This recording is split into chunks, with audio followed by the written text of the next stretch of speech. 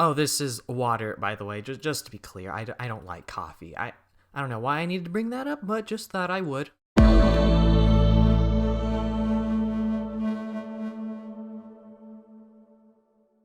Hello, everybody. Mr. Lego Lover 55 here, and, well, I wish I could say I'm making this video in good circumstances, but that's unfortunately not the case. If you watched my Numbers Mean Nothing video, then you probably know what I'll be talking about in this video. In that video, I expressed my personal thoughts on the whole FTC thing.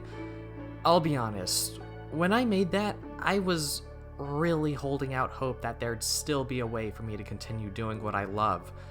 Usually when I'm knocked down into a terrible situation, I always try to look for a way out, reason to get back up. I'm a problem solver, and I usually do whatever I can to solve a problem, obviously. Usually when I solve problems, though, the stakes, they're not all too high, but now, for me and many others, the stakes are higher than they've ever been. On November 12th, 2019, YouTube finally gave creators the choice, or, well, rather the requirement, to pick a side. Creators must now determine whether their content is made for kids or not.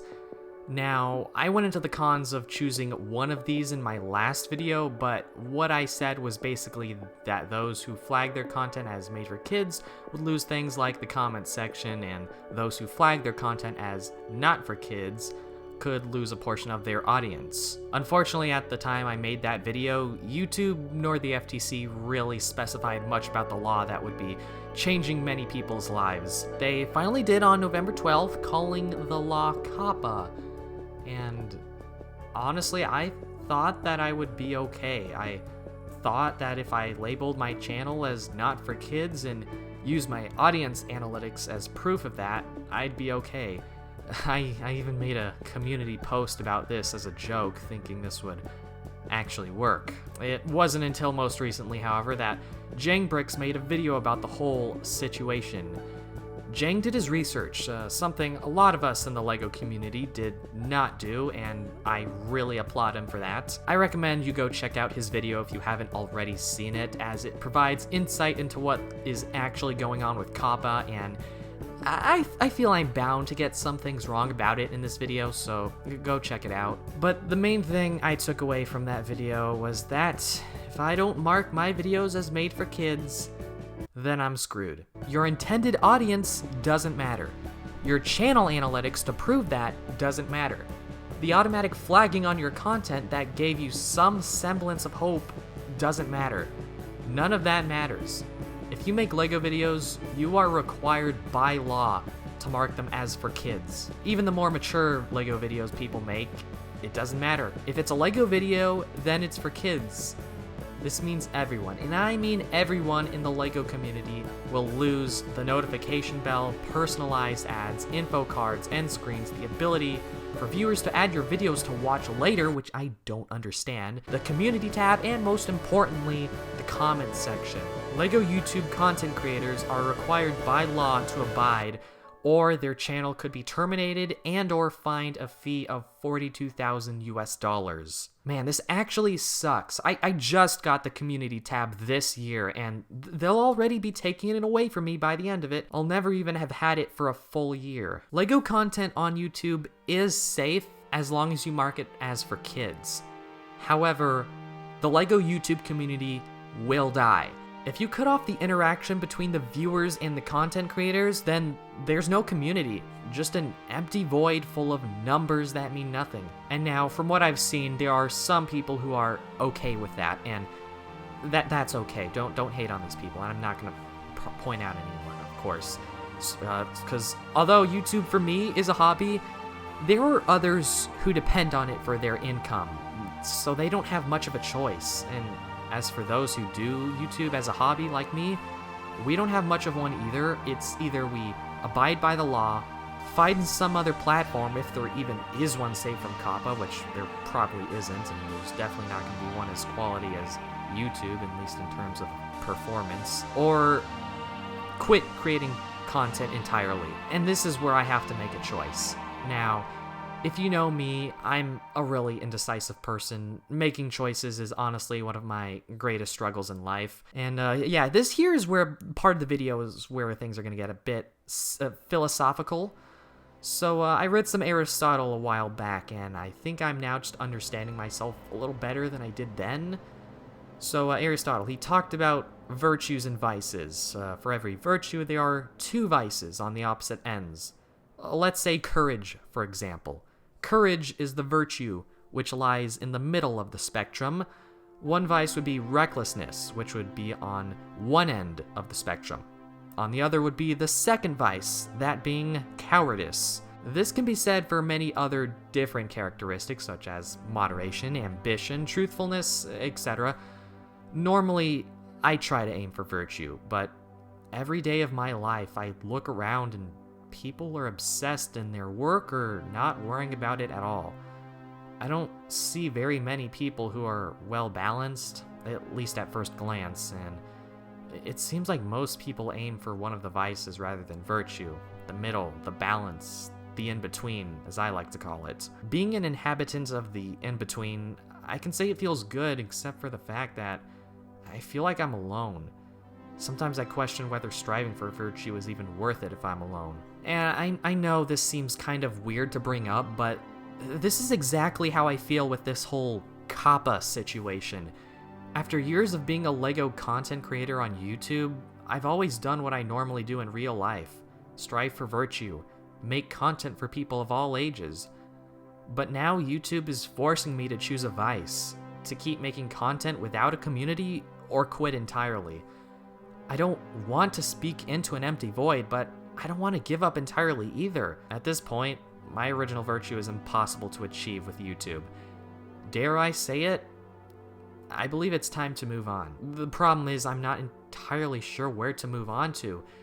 I've been on YouTube for 6 years now, but YouTube as a platform has been around for way longer, and it's had time to dominate the market over other social media, and it's definitely one of the larger video sharing platforms. And at this point, pretty much the only video sharing platform that anyone uses. But because of that, there aren't many places left to go to. And I'm fairly confident COPPA is a problem not just with YouTube, but with the entire internet. Jeez, first Article 13, now COPPA. It's almost like some big, complicated scheme created by some conniving mastermind. And as I said before, I'm a problem solver. I do whatever I can to solve a problem I'm faced with. But before I get into that, I want to take this time to rant about how stupid this law is being executed. Personally, I don't think the law is stupid. I think it's great that children are being more protected from seeing things they shouldn't be seeing. What's stupid is the way the FTC and YouTube are enforcing the law. They are letting us, the content creators, pay for mistakes we didn't make. Literally, YouTube is the one who's been collecting data. Us content creators are the ones who have to suffer for their actions. We didn't do anything. Like I said in the last video, there are much better ways to go about this than the way they're choosing to. Instead of trying something more reasonable, they're making their platform more kid-friendly when it was never meant to be for kids in the first place. This really frustrates me. I'm normally not one to blame others for mistakes they've made, but when the consequences are this drastic, then I don't feel bad about saying that YouTube is to blame for all of this. I am also frustrated with the parents, and as much as I really want to blame them for all this, it really isn't their fault. You do have to keep in mind that the FTC has had this COPPA law since 1998. They're just now cracking down on it, for whatever reason. But seriously, YouTube, you knowingly break this law for years and decide that, oh no, we can't be the ones suffering from this, we already got sued, so now instead of trying to actually solve the problem at hand, let's do whatever satisfies the FTC regardless if it fixes the problem and hurts our creators. YouTube, come on, I already expect the worst from you, but seriously, this is ridiculous. You can't just go around fining people for videos that you consider kids' content to satisfy the FTC and all the angry parents. YouTube was once a place for everyone where we could all share videos just for the fun of it, and I know it's changed a lot since those times, but With all these new features and guidelines and the ability to monetize videos and all that, the core of YouTube has always stayed there. Accessibility.